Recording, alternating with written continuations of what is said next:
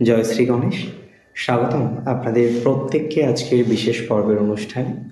আজকে মূলত আমরা যে রাশিটিকে নিয়ে আলোচনা করছি বা চর্চা করছি, রাশিটি নিশ্চিতভাবেই কুম্ভ, এবং কুম্ভ রাশি জাতক জাতিকাদের শনি ও মঙ্গলের একটি সঞ্চার বা বিশেষ সঞ্চার নিয়ে আজকে আমরা আলোকপাত করব বা আলোচনা করার চেষ্টা করব। দেখুন, প্রথমেই আপনাদের একটা কথা আমি আপনাদের জানিয়ে দিতে চাই। দ্বিতীয়ভাবে শনি, হ্যাঁ, সাড়ে সাতির শেষতম পর্যায়কে রিপ্রেজেন্ট করে।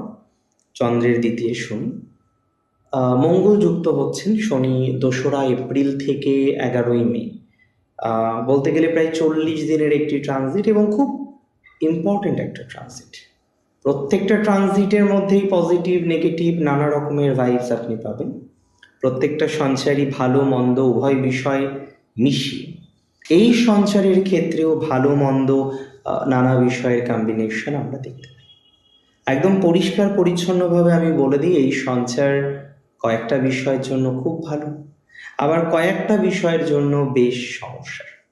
আপনি আমাকে প্রশ্ন করতে পারেন যে কোন কোন বিষয়ের জন্য এই সঞ্চারটি কার্যত ভালো।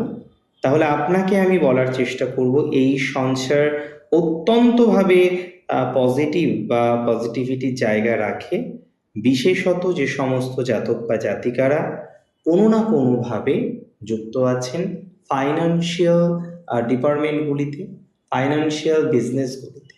অনেকে আছেন ফাইন্যান্সিয়াল বিভিন্ন বিজনেস করেন, ধার দেওয়া থেকে শুরু করে বা বিভিন্ন রকমের বিষয়ের সাথে সংযুক্ত আছেন।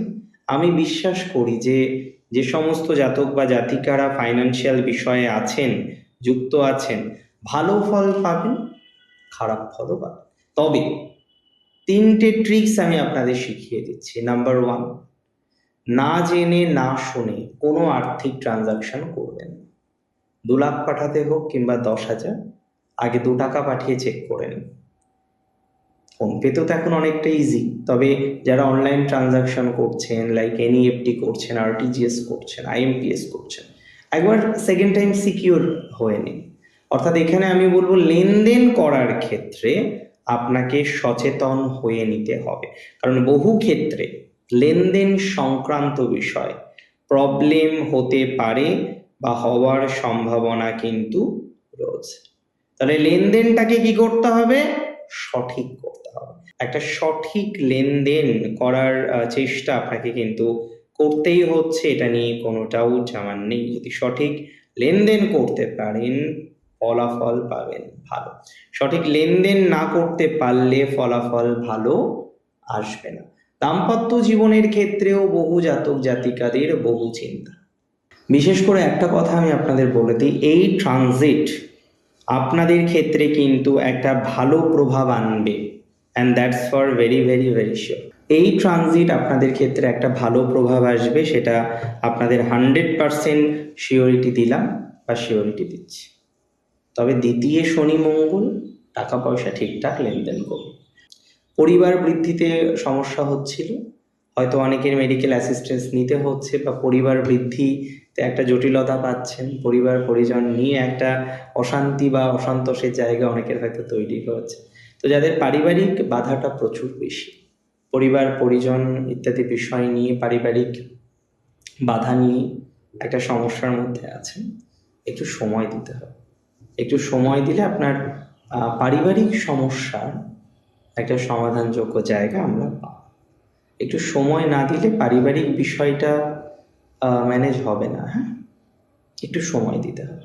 পরিবার পরিজন ইত্যাদি বিষয় নিয়ে যারা চিন্তার মধ্যে পড়ছেন, এত চিন্তা করার দরকার নেই, পরিবার বৃদ্ধির জায়গা আছে।